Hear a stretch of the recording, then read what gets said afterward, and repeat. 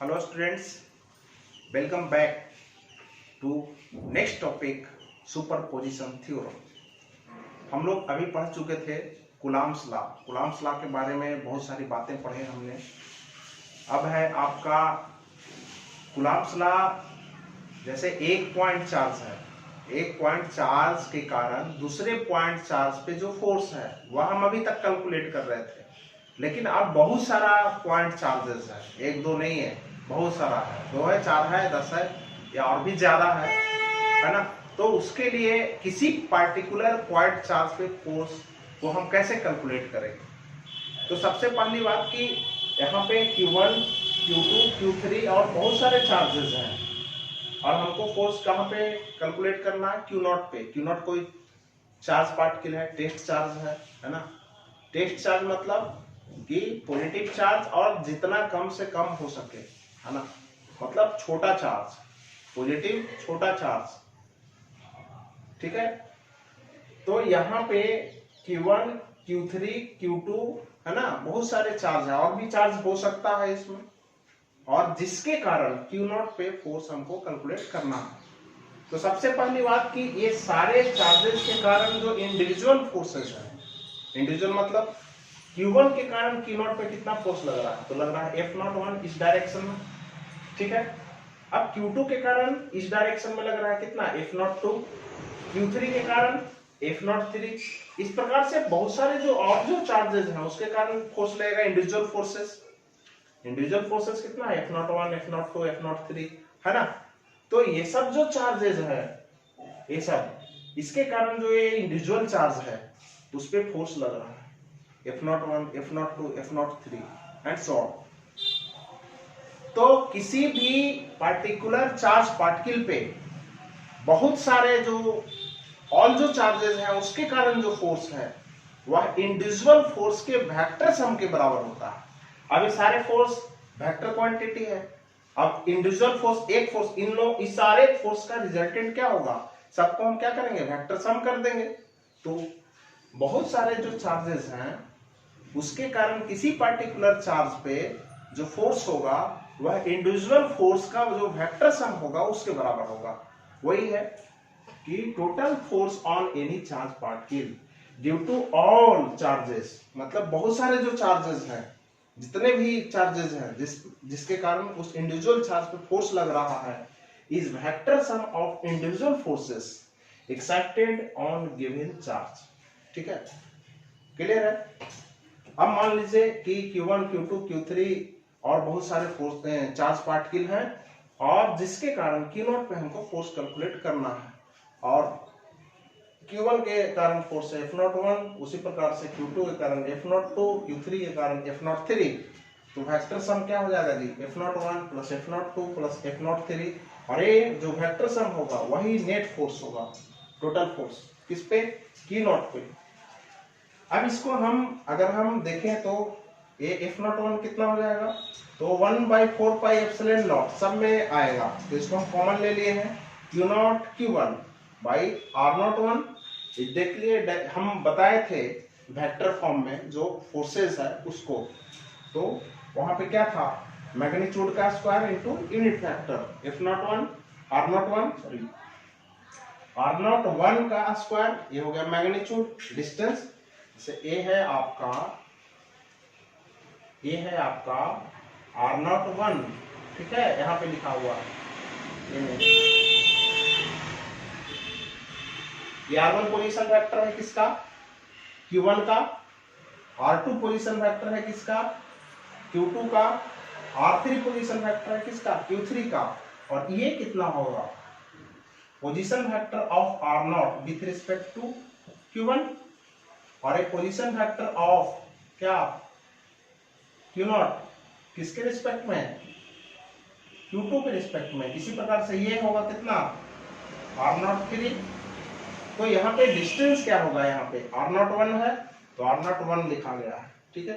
और यहाँ पे देख लीजिए R02 है तो यहाँ पे R02 लिखा गया है। अब जब मैग्नीट्यूड ऑफ फोर्स तो इतना हो गया और उसका यूनिट वेक्टर से हम मल्टीप्लाई करते हैं, पिछला देख लीजिएगा, पीछे में जो मैंने पढ़ाया है। तो इस प्रकार से आपका 1/4πε0 कॉमन हो जाता है, और बाकी जो इंडिविजुअल फोर्सेस के कारण, Q1 के कारण, Q2 के कारण, Q3 के कारण एंड सो ऑन, और बहुत सारे चार्जेस रहेंगे तो और लिखेंगे। इसको हम लिख सकते हैं प्रेशराइज करके समेशन फॉर्म में कि Q0 तो सब में है, कॉमन हो गया, 1/4πε0 ये कॉमन है। अब देख लीजिए Q1 है, Q2 है, Q3 है, तो QI कर दिए हैं, मतलब 1 से कहां तक लेना है, जितना चार्ज पार्टिकल और है, n पार्टिकल है, चार्ज पार्टिकल, तो n हम लेंगे, ठीक है। तो यहाँ पे QI हो गया, और R0 तो सब में है, R0 I है, I की जगह पे क्या हो जाएगा 1 2 3, ठीक है, और सब में स्क्वायर है, स्क्वायर लिख देंगे। क्लियर है? तो इसको आप लोग राइट डाउन कीजिए, उसके बाद हम इसको और डेरिवेशन को बढ़ाते हैं। अब यहाँ पे हम वेक्टर फॉर्म में हम देख चुके थे क्या कि R01I कितने के बराबर हो रहा था, हम लिए थे फिर ट्रायंगल्स लॉ से हम कैलकुलेट करके निकाले थे, पीछे में जाइए आप जो पढ़ा चुके हैं। तो यहाँ पे R0I का वैल्यू कितना हो जाएगा, R0 माइनस RI, और फिर ये स्क्वायर है, क्यूब कैसे हो गया, तो यहाँ पे हम बताए थे, इस टॉपिक को हमने बताया था कि यहाँ पे है, देख लीजिए, यह है आपका QI/R0I,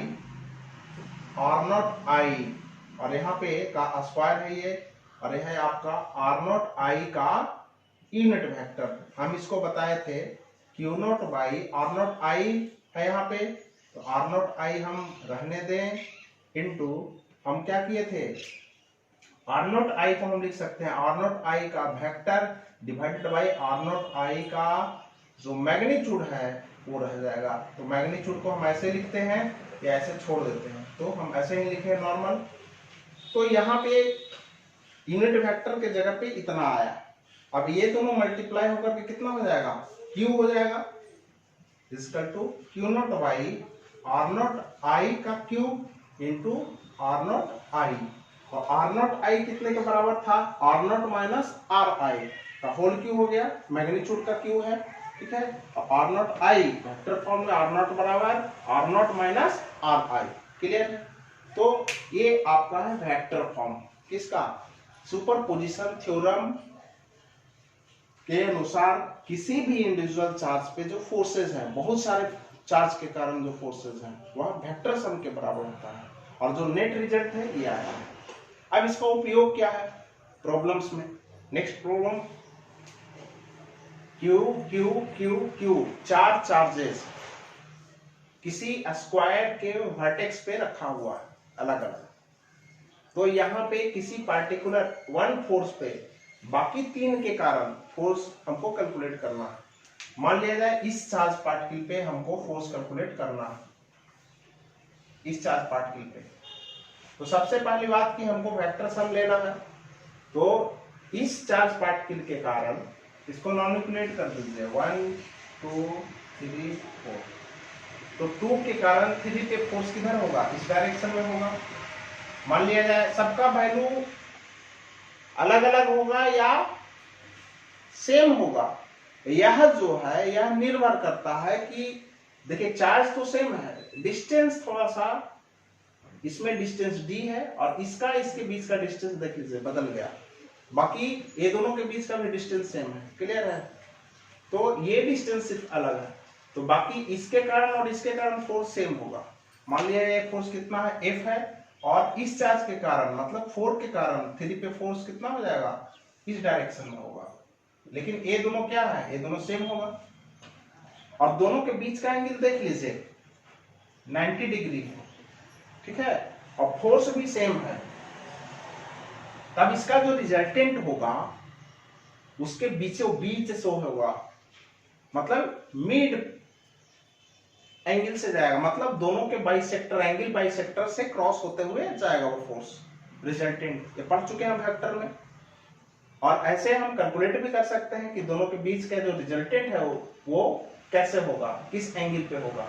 तो यहाँ पे यह जो फोर्स होगा वह सीधा इसी के अलाउंग होगा, मतलब ये 45 डिग्री एंगल पे होगा, इसको हम कैलकुलेट कर सकते हैं। और ये जो फोर्स होगा रिजल्टेंट देख लीजिए, ये F है, F का वैल्यू कितना हो जाएगा 1/4πε0 into Q Q Q into Q, Q square करते हैं, और डी है दोनों के बीच का सेपरेशन, तो ये हो जाएगा डी स्क्वायर।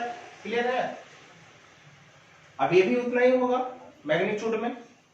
अब देख लीजिए, यह जो डिस्टेंस है 1 और 3 के बीच का, 1 और 3 के बीच का, यह कितना होगा?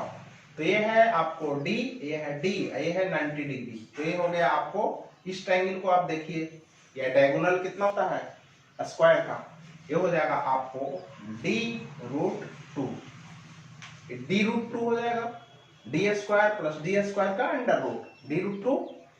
तो ये जो फोर्स हो जाएगा, ये कितना हो जाएगा?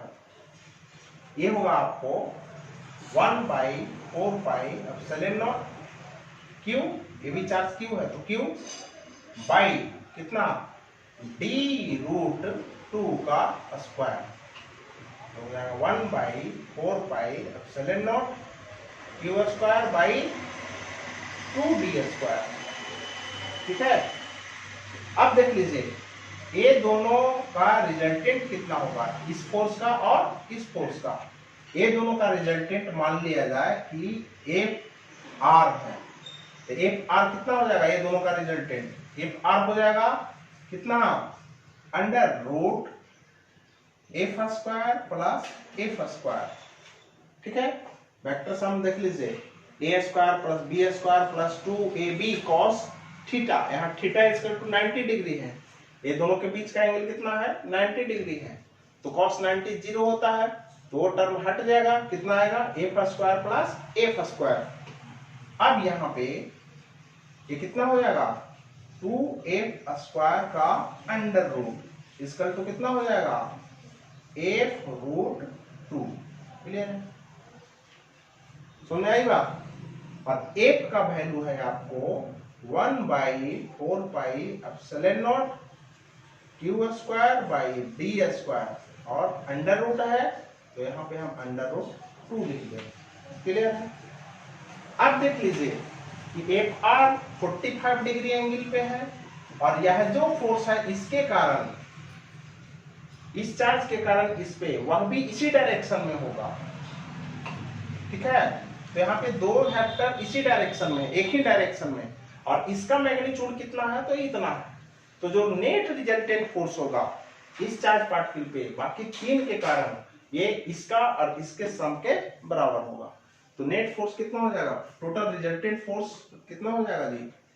रिजल्टेंट फोर्स ऑफ ये दोनों चार्ज के कारण इस पे फोर्स, मतलब ये दोनों का रिजल्टेंट प्लस इस इंडिविजुअल चार्ज के कारण इस पे जो फोर्स है एफ डैश, उसके सम के बराबर होगा। तो इसको और इसको आप ऐड कर लेंगे, और जो रिजल्ट आएगा वही आपका रिजल्टेंट फोर्स होगा इस पे, इस चार्ज पे, बाकी 3 के कारण। तो अभी आपका ये टॉपिक सुपरपोजिशन थ्योरम, इस पे आधारित जितने क्वेश्चंस है उसको बनाइए।